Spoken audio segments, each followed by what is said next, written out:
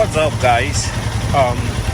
So I am going to be cleaning the Royal Enfield Himalayan today. Over the past couple of months, I've accumulated quite a bit of dirt and dust.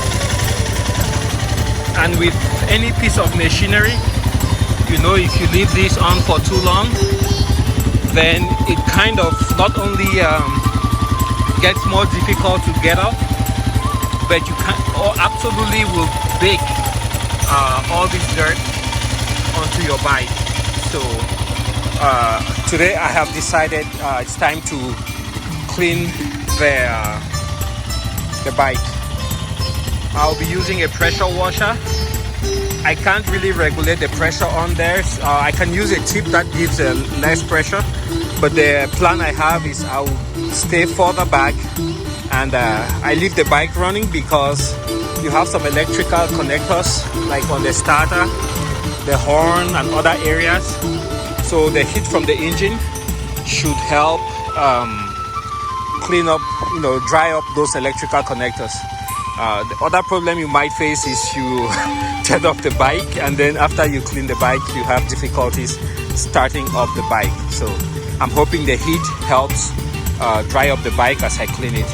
Again, if you remember from my last video on the Himalayan, I can actually feel a lot of heat just putting my hand close to the light bulb.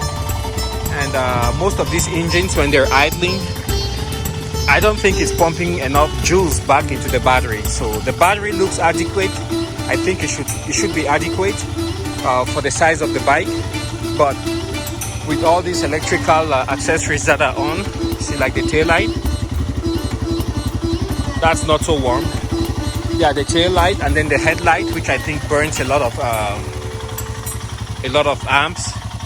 Then between those two, I think the battery doesn't get enough left over to fully charge. All right, so fire this on. Just fire it up, and I will need my two hands, so bear with me.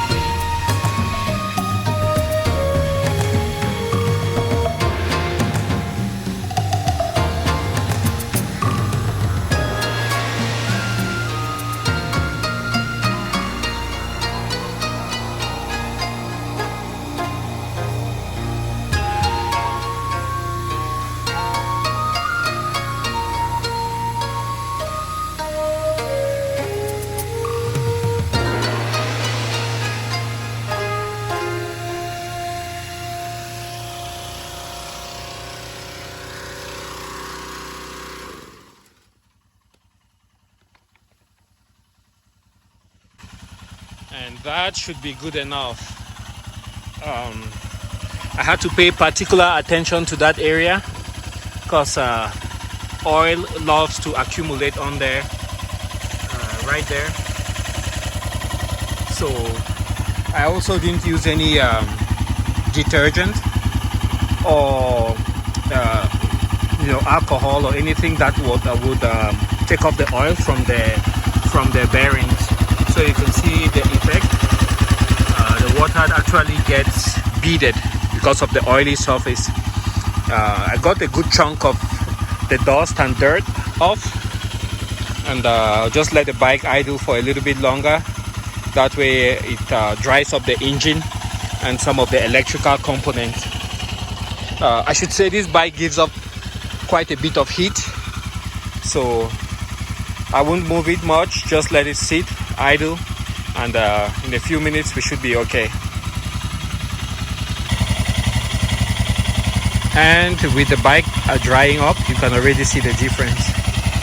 It looks so much better.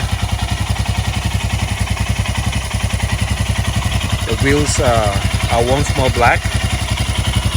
Engine, all the dust is gone. Makes it way easier to spot if there's a leak or there's an issue with the bike. So much more easier to see when the bike is clean.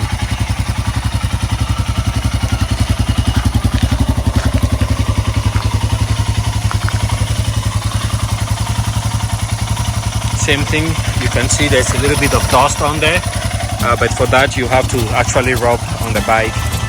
I didn't have time for that, so. Alright, thanks for watching, guys. I'm gonna go for a quick ride.